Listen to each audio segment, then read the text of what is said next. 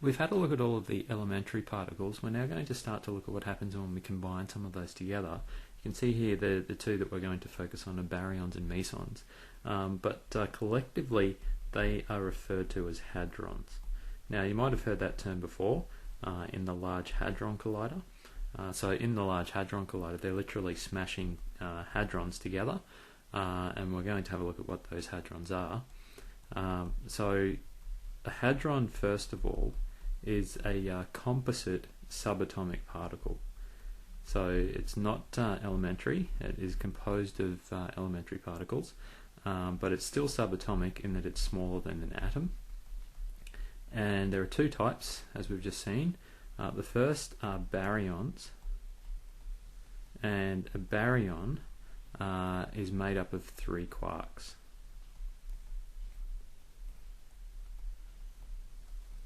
That could be 3 quarks or 3 antiquarks.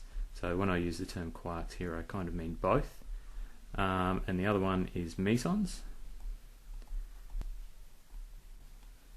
And mesons are specifically composed of 1 quark and 1 antiquark.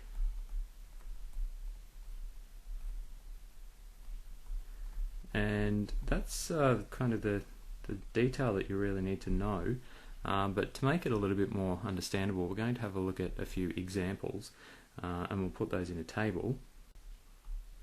So we have the hadrons that we're going to look at, and we've broken them down into the two categories being baryons and mesons. So that's the first way to categorize these ones that we're looking at. We'll start off with something that we know, and that's the proton. We usually use the P to represent the proton. We're going to indicate what the quarks are that are in each of these, and in writing quarks I also mean antiquarks, and then we'll also have a look at the charge and consider the charge of the quarks, and then how it gives the hadron its overall charge. So the quarks that are in a proton are 2 ups and a down quark. And if you recall, the charge on the up quark is plus 2/3. So we've got 2 of those, so 2/3 plus 2/3, and on the down quark is minus 1/3.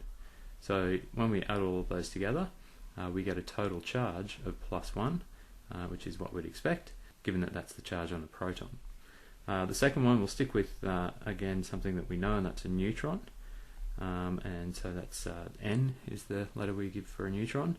That's actually composed of sort of, in a sense, the opposite, 2 downs and an up. That's going to be negative 1/3 minus 1/3 plus 2/3, and that gives us a total charge of 0. So as we'd expect for a neutron, being neutral. And as another point of interest, let's look at an antiproton. So an antiproton is going to be a P with a bar over the top to indicate that it's the antiparticle, and it's going to be the antiparticles compared to a proton. So an anti-up, an anti-up, and an anti-down, and the antiparticles are going to have the opposite charges, so that's going to be negative 2/3 minus 2/3 plus 1/3, and so that's going to give us a charge of minus 1 elementary charges. Now the idea of an antiproton is, as we know, it's the antiparticle to the proton. They were first experimentally confirmed in 1955, so quite a while ago, and they were discovered in cosmic rays, so rays coming from the universe, and were discovered in that manner using far less technology than we have today. Now for the mesons, we're going to look at these. They're not going to be particles that you've heard of before.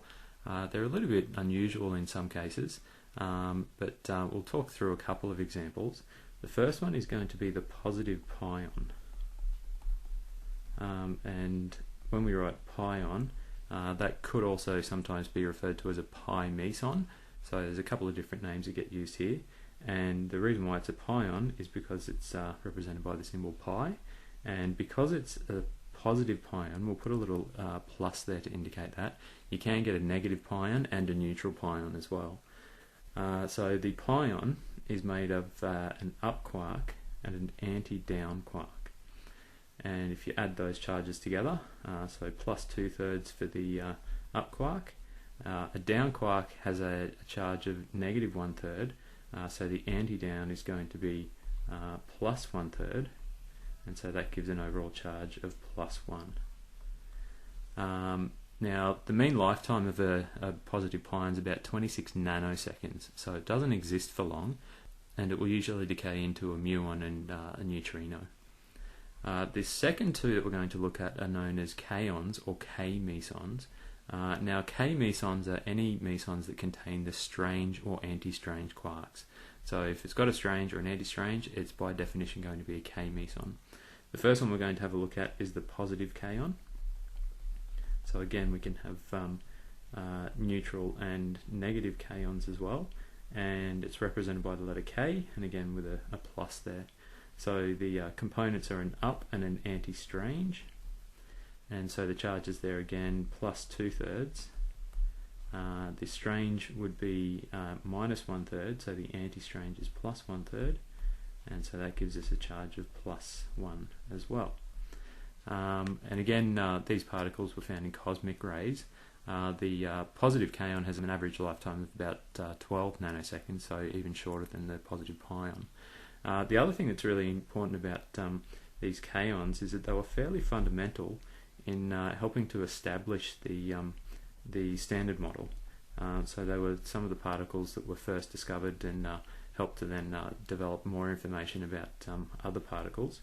You can see the last one that we're going to have a look at here is the anti-kaon, and because it's an anti-kaon, it's neutral, we're going to put a little 0 there to indicate that it's a neutral meson, and it's made up of a strange quark and an anti-down quark.